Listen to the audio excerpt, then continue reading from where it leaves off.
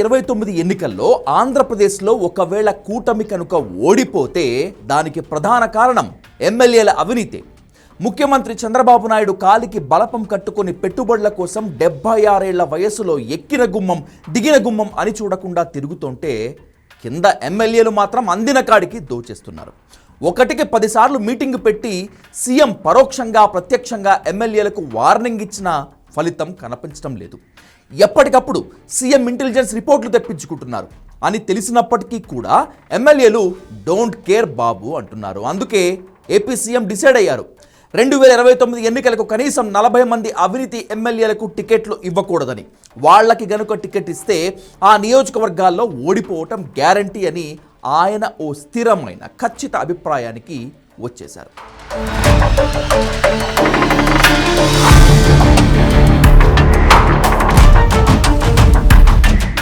CM బాబు గత కొన్ని రోజులుగా ఎమ్మెల్యేల వ్యవహార శైలిపై తీవ్ర అసంతృప్తితో ఉన్నారు.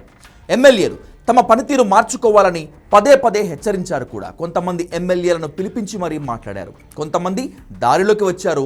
మొత్తంగా 58 మంది ఎమ్మెల్యేల పనితీరుపై సీఎం చంద్రబాబు అసంతృప్తితో ఉన్నారు. ఆ 58 మందిని పిలిచి మాట్లాడారు. కొందరు దారిలో పడ్డారు, 40 మంది మాత్రం ఇంకా తీరు మార్చుకోలేదు, దారిలోకి రానేలేదు. ఇసుక, లిక్కర్, రియల్ ఎస్టేట్ ఇలా ఒక్కో మాఫియాలో ఒక్కొక్కరు ఇరుక్కున్నట్లు రిపోర్ట్.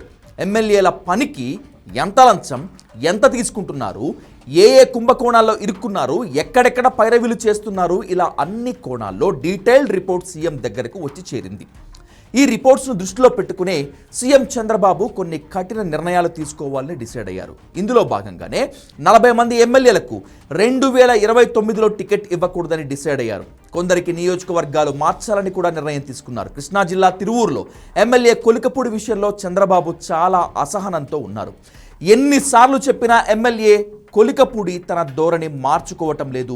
టీడీపీ క్రమశిక్షణా కమిటీ పిలిచి చీవాట్లు వేసినా ఆయన తీరు మారలేదు. వివాదాలకు ఫుల్ స్టాప్ పెట్టనే లేదు. ఉత్తరాంధ్రలో మరో 2 ఎమ్మెల్యేలపై ఇదే తరహా అసంతృప్తి వ్యక్తమవుతోంది. ఇప్పటికే చెప్పి చూశారు, కానీ పరిస్థితి చేయి దాటిందని ఓ నిర్ణయానికి వచ్చేశారు చంద్రబాబు. ఉమ్మడి నెల్లూరు జిల్లాకి చెందిన కావ్య కృష్ణారెడ్డి, ఉమ్మడి ప్రకాశం జిల్లాలో మరో ఎమ్మెల్యే పనితీరుపై సీఎం చంద్రబాబు అసంతృప్తితో రగిలిపోతున్నారు.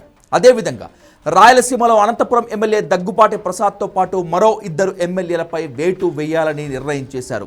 40 మంది ఎమ్మెల్యేలపై చర్యలు తీసుకోవాలి అనుకుంటే వీరి స్థానంలో కొత్త ఇన్ఛార్జ్లను పెట్టే అవకాశం ఉంది. ఇన్ఛార్జ్లు వచ్చాక ఆటోమేటిక్గా ఎమ్మెల్యేల పవర్ కట్ అయిపోతుంది. అధికారుల నుంచి సహాయ నిరాకరణ ఎదురవుతుంది. ఎమ్మెల్యే ఉన్నా లేనట్టే అనే పరిస్థితులు వచ్చి తీరతాయి. ఎమ్మెల్యే నియోజకవర్గ పరిధిలో పట్టుకోల్పోయే పరిస్థితి వస్తుంది. దీంతో మిగిలిన ఎమ్మెల్యేలు కూడా అలర్ట్ అవుతారు. ఇదే అంశంపైనే ప్రస్తుతం చంద్రబాబు దృష్టి పెట్టారు. అందుకే 40 మంది ఎమ్మెల్యేలపై చర్యలకు రెడీ అవుతున్నారు. ఒకేసారి 40 మంది ఎమ్మెల్యేలకు టికెట్లు నిరాకరించడం అంటే అది సాధారణ అంశం కాదు. కానీ 40 చోట్ల తెలిసి ఓడిపోవటం కంటే ముందుగానే టికెట్స్ ఇవ్వకుండా ఉంటే మంచిదని చంద్రబాబు డిసైడ్ అయినట్లు ఉన్నారు. ప్రస్తుతం కూటమి సర్కార్లో ఏడాదిలోనే ఇంతమంది ఎమ్మెల్యేలకు చెడ్డ పేరు వస్తుందనే విషయాన్ని చంద్రబాబు పదే పదే చెప్తున్నారు. ఇప్పటికే ఎమ్మెల్యేలకు చాలా సమయం ఇచ్చారు, కానీ కొంతమంది పరిస్థితి అంతంత మాత్రంగానే ఉండటంతో చర్యల దిశగా చంద్రబాబు ముందుకు వెళ్తున్నారు. ఆ 40 మంది ఎవరు అనే విషయంపై పార్టీలో తీవ్రమైన చర్చ జరుగుతోంది.